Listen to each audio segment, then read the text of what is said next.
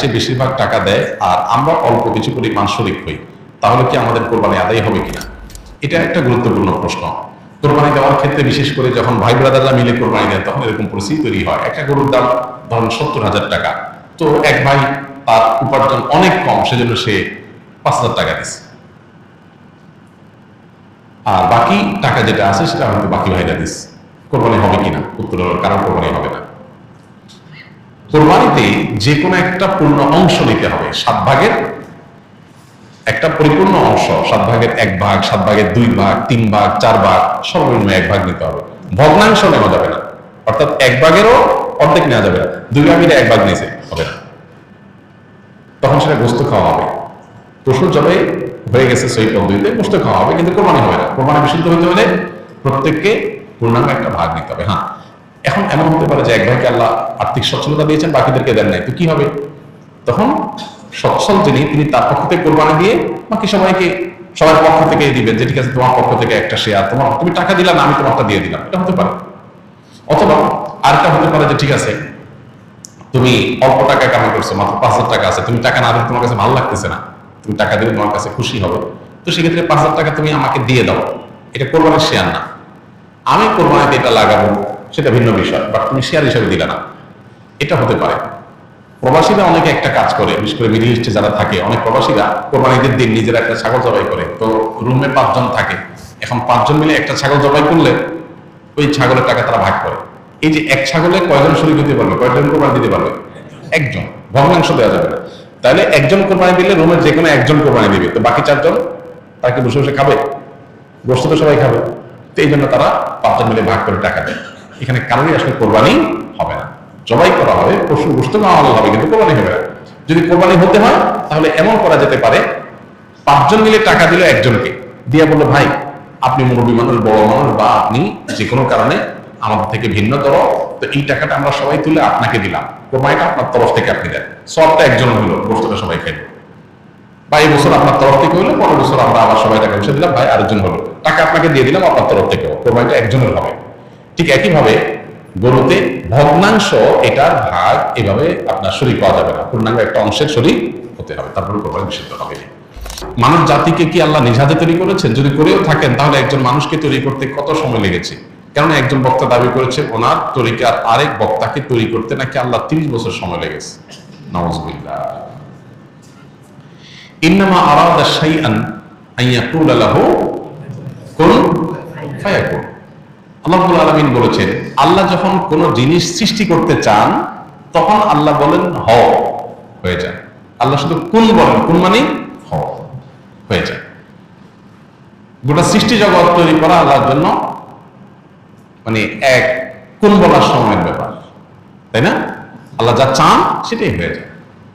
এরপর আল্লাহ তাআলা এই নবমণ্ডল এবং ভূমণ্ডল, এই মহা সৃষ্টি আল্লাহ তাআলা সৃষ্টি করেছেন 6 দিনে।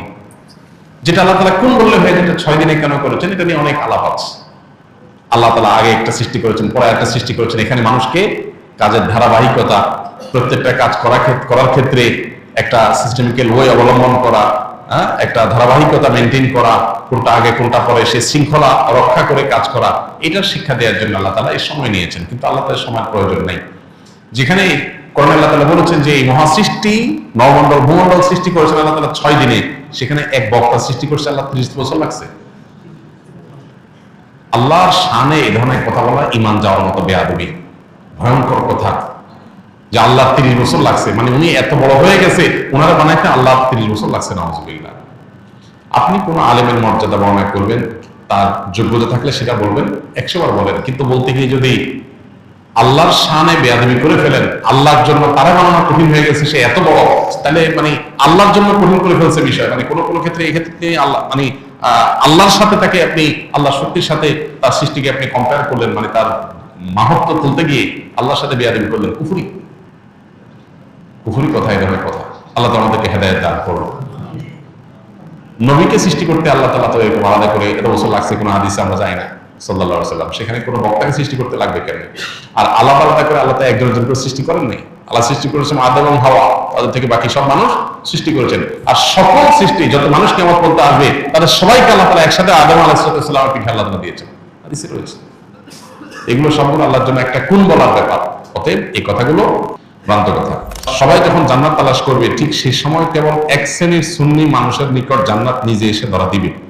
ইসলামের আলোকে বিস্তারিত জানতে চাই, কোথেকে এসব পান আপনার আল্লাহ জানে। জান্নাত নিজে এসে ধরা দিবে, জান্নাতের ঠেকা পড়ছে। জান্নাতটা তো মায়ের হাতের মোয়া, হ্যাঁ, মামুর ভাইয়ের আবদার, যেটা নিজে এসে ধরা দিবে। যেখানে নবীজি আল্লাহর কাছে দোয়া করতেন, আল্লাহুম্মা ইন্নী আসআলুকাল জান্নাহ, আল্লাহ আপনার কাছে আমি জান্নাত চাই, ওয়া মা কাররাবা ইলাইহা মিন কাওলিন ওয়া আমাল, এবং সে আমলের তৌফিক চাই যে আমল করলে জান্নাতের কাছে যেতে পারবো, যে আমলটা জান্নাতের কাছে নিয়ে যাবে। এটা দোয়া করছেন কে? নবীজি সাল্লাল্লাহু আলাইহি ওয়াসাল্লাম। আল্লাহুম্মা ইন্নী আসআলুকাল জান্নাতা ওয়া মা কাররাবা ইলাইহা মিন কাওলিন ওয়া আমাল, আল্লাহ সেই কথা সেই কাজ আপনি আমাকে করান, সেই কাজের পথে আমাকে গাইড করেন, সেই কাজগুলো করার তৌফিক দেন যেগুলো করলে জান্নাতের কাছে আমাকে নিয়ে যাবে। তাহলে নবীজি সাল্লাল্লাহু আলাইহি ওয়াসাল্লাম জান্নাতের কাছে যাওয়ার জন্য চেষ্টা করছেন, আর এদের কাছে নাকি জান্নাত নিজে এসে ধরা দিবে।